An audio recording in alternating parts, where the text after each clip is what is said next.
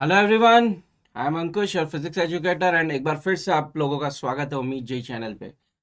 आज PY Q revision series में हम डिस्कस करेंगे linear momentum and conservation part 2।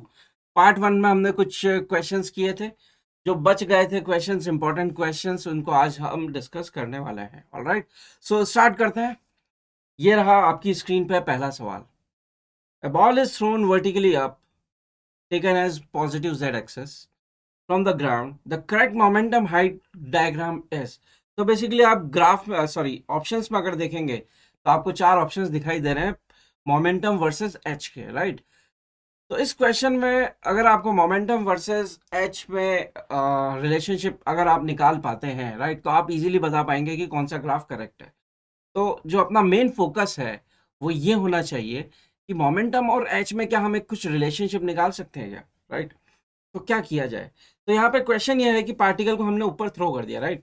सो अगर पार्टिकल को ये ग्राउंड मान लेते हैं और पार्टिकल को मैंने कुछ यू वेलोसिटी से थ्रो कर दिया, राइट। तो अगर यू वेलोसिटी से थ्रो कर दिया तो पार्टिकल जाएगा जाएगा जाएगा और वापस यू टर्न लेके नीचे आ जाएगा, राइट। ऐसा ही होना है पार्टिकल के साथ। तो ये जो हाइट है, जो वो ऊपर हाइट चलता जा रहा है, ऊपर जाता जा रहा है, तो उसकी जो हाइट है ना वो चेंज होती जा रही है। तो क्या ऐसा कोई रिलेशनशिप है जिसमें मैं हाइट एच और मोमेंटम जो है लीनियर मोमेंटम उसमें कोई रिलेशनशिप निकाल दूं। तो यस, हम निकाल सकते हैं इजीली अगर हम इक्वेशन ऑफ मोशन पे फोकस करें। जो थर्ड इक्वेशन ऑफ मोशन है अगर आप उसको देखेंगे, राइट, तो उसका फॉर्मूला होता है V square is equal to U square plus 2a s, right. तो अब यहाँ पे मान लो किसी भी टाइम टी की बात करें, टाइम टी पे कुछ एच हाइट तक पार्टिकल जा चुका है, राइट। तो वो जो एच हाइट है वो आपका डिस्प्लेसमेंट हो जाएगा। एंड लेट्स अज्यूम कि ऊपर की डायरेक्शन को पॉजिटिव ले लेते हैं, क्योंकि ग्राफ कर रहे हैं तो ग्राफ में ऊपर की डायरेक्शन को हम पॉजिटिव ले लें। तो V square is equal to U square, और जी आपका हमेशा नीचे लगता रहेगा थ्रू आउट द मोशन, तो यहाँ पे आ जाएगा -2gh, राइट। तो यहाँ पे वेलोसिटी और हाइट का तो हमें रिलेशनशिप मिल गया है, राइट। ये वेलोसिटी है पार्टिकल की और ये है उसकी हाइट। इसका तो अपने को एक रिलेशन मिल गया है। हमें रिलेशन निकालना हाइट और मोमेंटम में, राइट। बट हमें ये भी पता है कि जो मोमेंटम होता है उसका फॉर्मूला होता है m/v, राइट। क्यों ना हम क्या करें, हम v को निकाल लें इन टर्म्स ऑफ p और उसको पुट कर दें यहाँ पे, राइट। तो देखें यहाँ पे क्या हो जाएगा, यहाँ आ जाएगा आपका p square upon m square, p square divided by m square is equal to u square minus 2gh, right.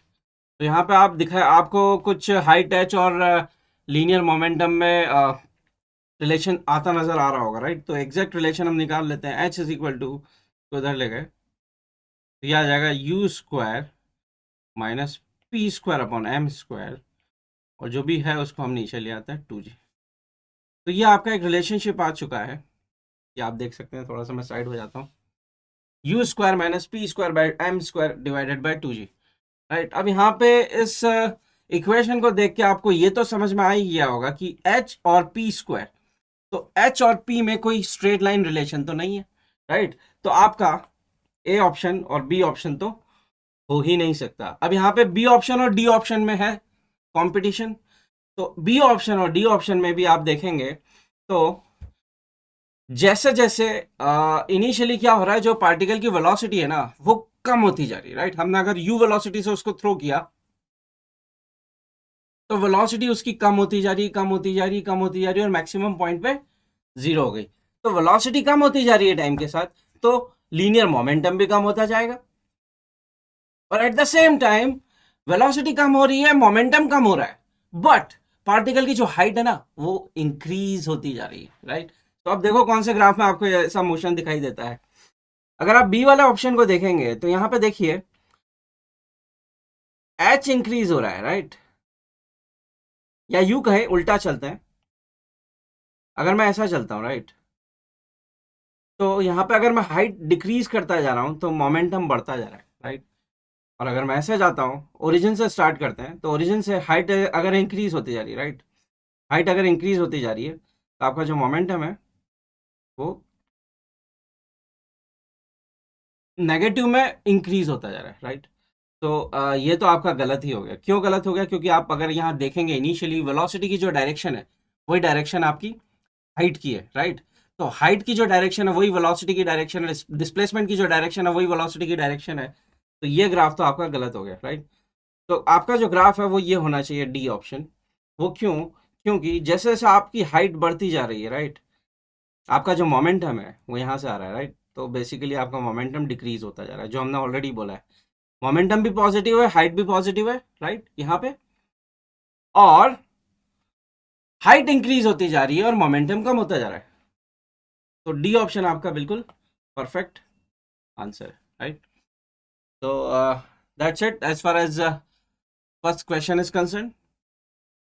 तो इसमें जो की पॉइंट, की टेक अवे जो है यहाँ पे, राइट, वो ये है कि सबसे पहले तो जिस भी दो फंक्शन के बीच में हमें ग्राफ निकालना है, राइट, उन दोनों फंक्शन के बीच का हमें एक रिलेशनशिप निकालना है, और वो रिलेशनशिप को यूज करके हम देखें कि कौन सा ग्राफ करेक्ट है, राइट।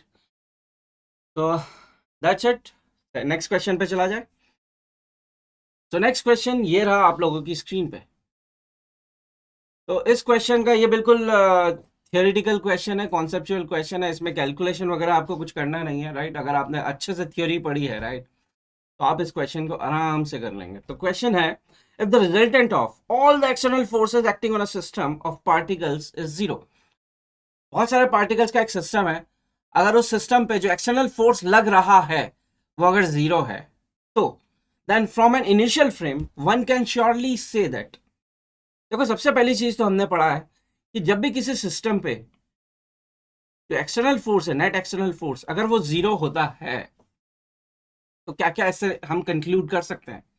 सबसे पहली चीज जो हम इससे कंक्लूड कर सकते हैं कि सिस्टम का जो सेंटर ऑफ मास है उसका एक्सेलरेशन जीरो है। तो यहाँ पे एक्सेलरेशन की तो कोई बात किसी ने की नहीं है, राइट। और हम यहाँ से एक और चीज कंक्लूड करते हैं कि जो सिस्टम का लीनियर मोमेंटम है वो क्या होता है, कांस्टेंट होता है, right. According to Newton second law, जो फोर्स है, एक्सटर्नल फोर्स जो सिस्टम को लगता है, राइट, जो भी सिस्टम को एक्सटर्नल फोर्स लगता है, that is equal to rate of change of linear momentum of the system. तो अब अगर आपको बोल दिया गया है कि एफ एक्सटर्नल आपका जीरो है, और अगर एफ एक्सटर्नल जीरो है तो डीपी बाई डी टी मतलब rate of change of linear momentum भी जीरो होगा, राइट। और इससे फिर हम क्या कंक्लूड करते हैं कि लीनियर मोमेंटम क्या हो जाएगा, कांस्टेंट। तो यहाँ से एक चीज तो सीधे सीधे हम कंक्लूड कर पा रहे हैं कि लीनियर मोमेंटम आपका कांस्टेंट है, राइट। क्या इससे और भी कुछ कंक्लूजन निकलता है क्या? तो ऑप्शंस में फोकस करें। देखो, पहला ऑप्शन अगर देखेंगे, linear momentum of the system does not change in time, ये बिल्कुल करेक्ट है, राइट। ये अभी हमने जस्ट चेक किया, तो पहला ऑप्शन आपका बिल्कुल सही है। बी ऑप्शन देखें, kinetic energy of the system does not change in time. Kinetic energy की अगर बात करें, राइट, तो यहाँ पे टोटल काइनेटिक एनर्जी चेंज होगी या नहीं होगी इसके बारे में हम कुछ नहीं बोल सकते। रीजन बीइंग कि अगर सिस्टम के जो पार्टिकल्स है आपस में कुछ इंटरनल फोर्स अगर लगाते हैं तो वो हो सकता है सिस्टम की काइनेटिक एनर्जी चेंज करते हैं, राइट, जिसके बारे में अपने को कोई आइडिया नहीं है। तो इसका मतलब है बी के बारे में हम कुछ नहीं बोल सकते, राइट। फिर सी ऑप्शन है, angular momentum of the system does not change. तो angular momentum of the system किसी पॉइंट के अबाउट या एक्सिस के अबाउट कब चेंज नहीं होता है, जब उस एक्सिस के अबाउट उस सिस्टम को कोई टॉर्क नहीं लगता है, राइट। तो यहाँ पे टॉर्क की तो बात की नहीं है उन्होंने, किसकी बात की, एक्सटर्नल फोर्स की। एक्सटर्नल फोर्स जीरो है, राइट। सो यहाँ पे हम सी ऑप्शन के बारे में भी कुछ नहीं बोल सकते। देन डी ऑप्शन है, potential energy of the system does not change. इसमें तो आप बिल्कुल भी नहीं बोल पाएंगे, राइट, क्योंकि पोटेंशियल एनर्जी किस पर डिपेंड करती है, पार्टिकल के पोजीशन पे, राइट, कि पार्टिकल कहाँ चला गया है, कहाँ चला जाएगा स्पेस में। सो यहाँ पे जो करेक्ट ऑप्शन है, करेक्ट ऑप्शन जो आपका है दैट इज ए। उसमें क्या लिखा है, लीनियर मोमेंटम क्या होगा, कांस्टेंट होगा as long as there is no external force acting on the system. Alright, तो that's it as far as next question, second question is concern. आगे चला जाए। ये आ गया नेक्स्ट क्वेश्चन, 1993 में आया था और ये एक मल्टी करेक्ट क्वेश्चन है, इसमें मोर देन वन आंसर हो सकते हैं, तो हमें एक एक ऑप्शन को चेक करना पड़ेगा, राइट। तो सबसे पहले क्वेश्चन पढ़ा जाए। Two blocks A and B of each of mass m are connected by massless spring of natural length L and spring constant K. The blocks are initially resting on a smooth horizontal floor with the spring at its natural length as shown in the figure. A third identical block C also of mass m, moves on a floor with a speed v along the line joining AB and collides elastically with A. तो उसके बाद क्या क्या होगा वो आपको option में दिया है, आपको बताना है क्या क्या होगा, करेक्ट, राइट? तो देखो ए और बी ऑप्शन को अगर देखेंगे ना, तो ए और बी ऑप्शन केवल एक ही चीज आपको पूछ रहे हैं, that is kinetic energy of A और B system, kinetic energy of A and B system, कब? जब स्प्रिंग मैक्सिमम कंप्रेशन पे आ जाए। तो पहले उसकी बात कर लेते हैं, राइट? तो होगा क्या, सबसे पहले हम इवेंट्स देखते हैं। सबसे पहले क्या हो रहा है, सबसे पहले सी ब्लॉक क्या करेगा, ए ब्लॉक को कोलाइड करेगा, right? C block A block को कोलाइड करेगा। तो जस्ट बिफोर कॉलिजन और जस्ट आफ्टर कॉलिजन की क्या सिचुएशन होगी? तो हमने कॉलिजन, इलास्टिक कॉलिजन में पढ़ा है, क्या पढ़ा है कि अगर दो आइडेंटिकल ऑब्जेक्ट्स कोलाइड करते हैं इलास्टिकली, तो आफ्टर कॉलिजन वो क्या कर लेते हैं, अपनी वेलोसिटीज एक्सचेंज कर लेते हैं, राइट? तो ये सिचुएशन वही है। ए और सी जो ब्लॉक है वो आइडेंटिकल ब्लॉक है, मास सेम है दोनों का, और कैसा कॉलिजन है, इलास्टिक कॉलिजन है। तो बिफोर कॉलिजन अगर सी ब्लॉक की वेलोसिटी v है और ए ब्लॉक की वेलोसिटी 0 है, तो आफ्टर कॉलिजन क्या हो जाएगा, ये आपस में अपनी वेलोसिटी चेंज कर लेंगे। तो अगर मैं यहाँ पे डायग्राम बना के आपको बताना चाहूँ, तो बिफोर कॉलिजन की सिचुएशन ये है, जो ए ब्लॉक है उसकी वेलोसिटी है 0 और जो सी ब्लॉक है उसकी वेलोसिटी आपको गिवन है v, राइट? आफ्टर कॉलिजन क्या हो जाएगा, ये दोनों अपनी वेलोसिटीज एक्सचेंज कर लेंगे। तो सी की वेलोसिटी हो जाएगी 0 और ए की वेलोसिटी हो जाएगी v। तो अब ए के पास वेलोसिटी आ चुकी है v, तो अब क्या होगा, ए जो है ए बी के टुवर्ड्स जाने लगेगा और स्प्रिंग में कॉम्प्रेशन आने लगेगा, राइट? अब ए जो है बी की तरफ जाने लगेगा और स्प्रिंग में कॉम्प्रेशन बढ़ता जाएगा बढ़ता जाएगा बढ़ता जाएगा। एक मोमेंट आएगा जब स्प्रिंग में मैक्सिमम कॉम्प्रेशन हो जाएगा, राइट? तो उसकी सिचुएशन को भी डिस्कस कर लें। तो हम दो सिचुएशन यहाँ पे बनाने वाले हैं। एक सिचुएशन जब जस्ट आफ्टर कॉलिजन की सिचुएशन हम बना देते हैं, और दूसरी सिचुएशन हम ये बनाएंगे जब स्प्रिंग में मैक्सिमम कंप्रेशन आ चुका है। ऑलराइट, तो जस्ट आफ्टर कॉलिजन सी की वेलोसिटी तो हो गई 0, तो सी को तो आपको डिस्कस नहीं करना है, राइट? और ए के पास वेलोसिटी आ गई है v, राइट? और इस सिचुएशन में आपका जो स्प्रिंग है वो अपनी नेचुरल लेंथ पे है, ये आपका बी ब्लॉक है, बी ब्लॉक के पास अभी कोई वेलोसिटी नहीं है, राइट? ये तो जस्ट आफ्टर कॉलिजन की सिचुएशन है।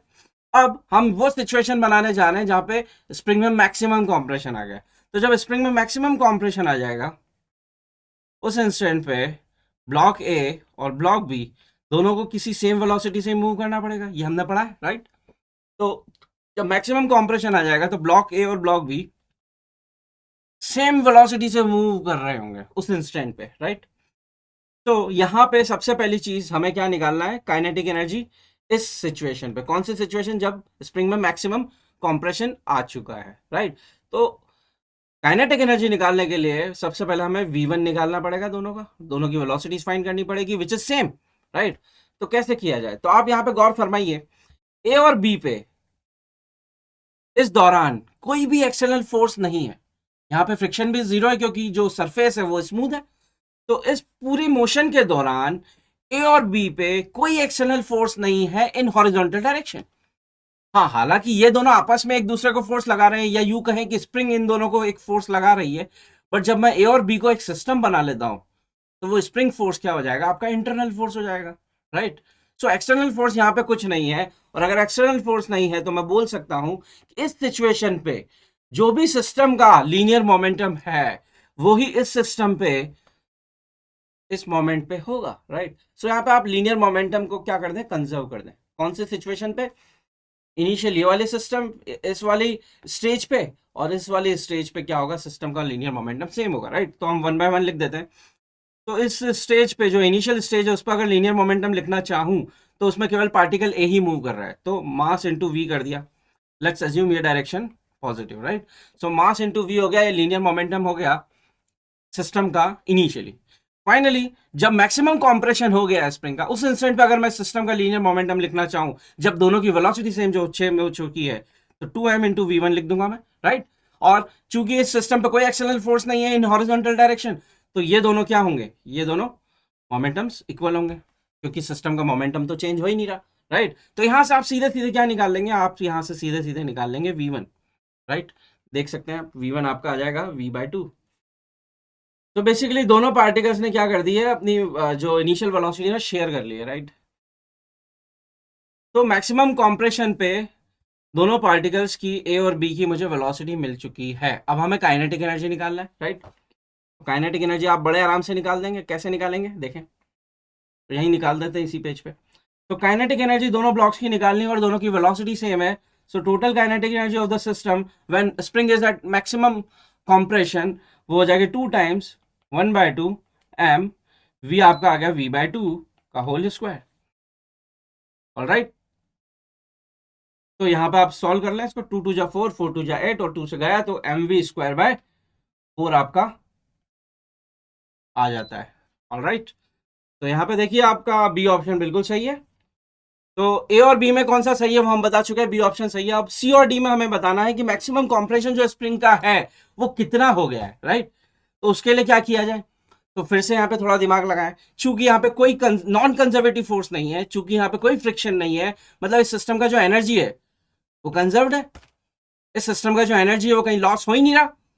तो इसका मतलब आप यहाँ पे एनर्जी कंजर्वेशन भी लगा सकते हैं, राइट। सो लगा देते हैं नेक्स्ट पेज पे। तो फटाफट एनर्जी कंजर्वेशन अगर मैं लगा देता हूं तो इनिशियल सिचुएशन क्या है, इनिशियल सिचुएशन है कि ए वी वेलोसिटी से मूव कर रहा है, स्प्रिंग आपकी नेचुरल लेंथ पे है, राइट, और बी आपका रेस्ट पे, ये इनिशियल सिचुएशन है। फाइनली जब मैक्सिमम कंप्रेशन हो जाता है तब ए और बी दोनों सेम वेलोसिटी से मूव कर रहे हैं और हम ऑलरेडी निकाल चुके हैं कितनी है वो v/2, ये आपकी फाइनल सिचुएशन है। तो इनिशियल सिचुएशन और फाइनल सिचुएशन में जो भी एनर्जीज होगी वो इक्वल होगी, क्योंकि एनर्जी का लॉस तो हो ही नहीं रहा। तो यहाँ पे टोटल एनर्जी की अगर बात की जाए तो काइनेटिक एनर्जी हो जाएगी 1/2 mv²। बी की काइनेटिक एनर्जी 0, क्योंकि वो रेस्ट पे है, और स्प्रिंग में कोई पोटेंशियल एनर्जी भी नहीं होगी क्योंकि स्प्रिंग अपनी नेचुरल लेंथ पे है। तो ये हो गई total energy initially is equal to, finally जब स्प्रिंग में मैक्सिमम कॉम्प्रेशन आ गया है तब टोटल एनर्जी क्या हो जाएगी। तो काइनेटिक एनर्जी जो हम ऑलरेडी निकाल चुके हैं, क्या आ गया था हमारे पास mv²/4, ये काइनेटिक एनर्जी सिस्टम की आ गई। इसके साथ साथ सिस्टम के पास एक और एनर्जी है which is spring potential energy, जिसका फॉर्मूला होता है 1/2 kx², where x is the compression in the spring. तो वो हो जाएगा 1/2 kx², राइट। इसको थोड़ा सॉल्व कर ले आप, ये इसको जब आप सॉल्व करेंगे तो आपका आंसर आ जाएगा जो भी आना है, राइट। देखें यहाँ पे आ जाएगा mv² कॉमन आ गया, 1/2 कॉमन आ गया, 1 - 1/2 is equal to 1/2 kx², right. तो यहाँ पे 2 से 2 गया, ये हो गया 1/2, सो mv²/2 आ जाएगा यहाँ पे, और kx² हो गया, राइट। तो यहाँ पे आपका जो x है, आपको x ही निकालना है, x is the maximum compression, x is the maximum compression, तो वो x आपका आ जाएगा m/2 k का होल रूट और v बाहर आ जाएगा। तो ये आपका क्या आ गया, मैक्सिमम कॉम्प्रेशन आ चुका है। तो एक बार देख ले ऑप्शंस में कौन सा सही है। m/√2 k ये सिंपली इक्वल टू है इनटू v, तो आपका जो ऑप्शन है वो डी ऑप्शन बिल्कुल करेक्ट है। ऑलराइट, सो दैट्स इट, ये रहा आपका थर्ड क्वेश्चन आज का। तो इसमें जो की टेक अवेज है, जो हमारे कॉन्सेप्ट्स यूज हुए हैं वो है, एक तो स्प्रिंग का कॉन्सेप्ट तो यूज हुआ ही है, स्प्रिंग के बारे में तो आपको अच्छे से पता होना ही चाहिए। फिर हमने एक लीनियर मोमेंटम कंजर्वेशन का कॉन्सेप्ट यूज किया, इसके बाद हमने एनर्जी कंजर्वेशन का कॉन्सेप्ट यूज किया, राइट। तो ये कुछ कॉन्सेप्ट्स है जो इस क्वेश्चन में यूज होते हैं। ऑलराइट, तो नेक्स्ट क्वेश्चन पे चला जाए। ये रहा आपका नेक्स्ट क्वेश्चन। ये क्वेश्चन बिल्कुल देखा जाए तो थियोरिटिकल है, कॉन्सेप्चुअल है, राइट, और बिल्कुल प्योरली थ्योरी पे बेस्ड है। तो क्वेश्चन को पढ़ा जाए। When a ball is thrown up, the magnitude of its momentum decreases and then increases. तो अगर किसी पार्टिकल को हम ऊपर थ्रो करते हैं, राइट, देखो जरा कर देते हैं, किसी पार्टिकल को अगर मैंने u वेलोसिटी से थ्रो किया तो क्या होगा, पार्टिकल का जो वेलोसिटी है ना वो टाइम के साथ कम होता जाएगा, राइट। टाइम के साथ कम होता जाएगा, कम होता जाएगा, कम होता जाएगा, और फाइनली जीरो हो जाएगा टॉप मोस्ट पॉइंट पे, राइट। तो अगर पार्टिकल की वेलोसिटी कम होती जा रही है तो इसका मतलब पार्टिकल का मोमेंटम भी कम हो जाता जा रहा है, लीनियर मोमेंटम, राइट। तो इनिशियली पार्टिकल का लीनियर मोमेंटम कम होता जाएगा, फिर जब वो वापस नीचे लौटेगा तो उसकी वेलोसिटी बढ़ती जाएगी बढ़ती जाएगी बढ़ती जाएगी और उतनी हो जाएगी जितनी से स्टार्ट किया था उसने, राइट। तो फिर हाईएस्ट पॉइंट के बाद वो जब नीचे आएगा तो उसकी वेलोसिटी बढ़ती जा रही है, तो मैग्नीट्यूड जो है लीनियर मोमेंटम का वो भी बढ़ता जाएगा, राइट। तो जब पार्टिकल ऊपर जा रहा था तो लीनियर मोमेंटम का मैग्नीट्यूड डिक्रीज होता जा रहा है, जब वो नीचे आ रहा है तो लीनियर मोमेंटम का मैग्नीट्यूड इंक्रीज होता जा रहा है, राइट। यही लिखा है यहाँ पे। So does this violate the conservation of momentum principle? क्या इसने कंजर्वेशन ऑफ मोमेंटम का जो भी प्रिंसिपल है उसको वायलेट किया गया? तो सबसे पहली चीज तो ये कि इसने कोई भी लॉ को वायलेट नहीं किया है। रीजन बिंग कि यहां पे पार्टिकल को थ्रू आउट द मोशन एक एक्सटर्नल फोर्स लग रहा है, that is weight of the particle. तो अगर वर्टिकल डायरेक्शन में एक एक्सटर्नल फोर्स लग रहा है वेट ऑफ द पार्टिकल, तो क्या आप वर्टिकल डायरेक्शन में मोमेंटम कंजर्व कर सकते हैं क्या? नहीं। तो जब आप मोमेंटम कंजर्व ही नहीं कर पा रहे हैं तो क्या इस सिचुएशन ने, इस मोशन ने कोई कंजर्वेशन ऑफ मोमेंटम का प्रिंसिपल वायलेट किया है क्या? बिल्कुल नहीं, राइट। तो इसका आंसर क्या होगा? Big no, right. तो दैट्स इट। तो आज की प्रैक्टिस में यही हम रुकते हैं और आई होप आपको मज़ा आया होगा, और अगर मज़ा आया तो आप लाइक कर सकते हैं, अपने दोस्तों के साथ शेयर कर सकते हैं, सब्सक्राइब नहीं किया है तो सब्सक्राइब कर लें अच्छे से, और अगर कुछ डाउट है तो आप कमेंट बॉक्स में पूछ सकते हैं। Alright, so that's it, bye bye.